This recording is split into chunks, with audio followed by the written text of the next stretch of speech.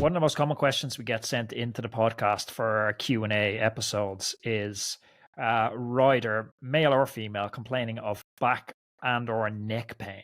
What's the likely cause of that? Twofold. One is lack of flexibility in those two body parts. So they're asking themselves to forward flex farther than they can for an extended period of time, and then cervically extend. So if your reach is too long and too low, you're going to cause your back to bend to get down there. And then to look down the road, you have to cervically extend. So it's typically too long and too low. A lot of guys want to make sure their bike looks good leaning against the window at the coffee shop. Sorry. But it's true. And they don't want to have a positive rise stem, or they don't want to have riser bars, or they don't want to have, they'd be so much more comfortable, and they'd actually be faster. I mean, comfort equals speed. I just did another podcast recently that the one before me were two guys that I trained talking about aerodynamic fitting. And then I followed it up the next week with a comfort podcast that to kind of play on the back of the aerodynamic fitting. And the bottom line is, I said, you guys forgot to mention the word comfort, because if you put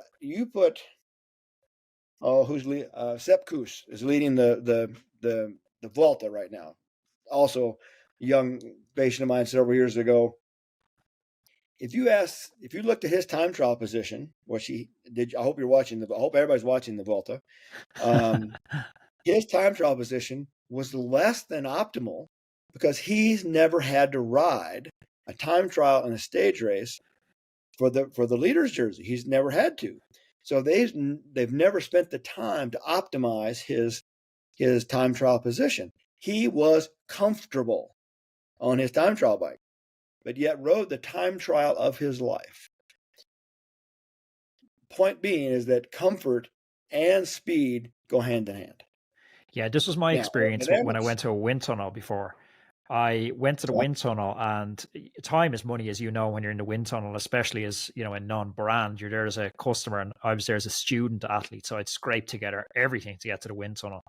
Yep. And they give you a position that you can hold in the wind tunnel for 4 or 5 minutes. And now, knowing what I know and having, amazing people like Josh Portner on the podcasts from Silka, the wind tunnel should be followed up the second day with a track testing session. So you come away from the wind tunnel with a range of positions and then go to the track to find that trade-off between comfort and speed. I came out with just a fast position. But when I brought that position back to the road, I couldn't hold it for more than 5-6 minutes. I was in agony. Well, it's a 3-step process. I mean, so S Racing, which is the racing division of Specialized, I helped start that. And Roman Korchinger was our first guinea pig, where we actually coached him. We took care of all of his positions, blah, blah, blah. And we started out just in the lab with 3D motion capture, trying to optimize his position biomechanically. We then went to the physiology lab, measured his physiology parameters in that position. And then we went to the track to see how long he could sustain it for the 4 or 5 minute aspect of the track. And then we went to the road. Then we followed him in the car and stopped him every 15 minutes and took blood work, right? But not everybody can afford to do that, right? I mean, so we were experimenting with Roman to be able to sell that to the other teams, and then we start doing to the whole team. So you're right.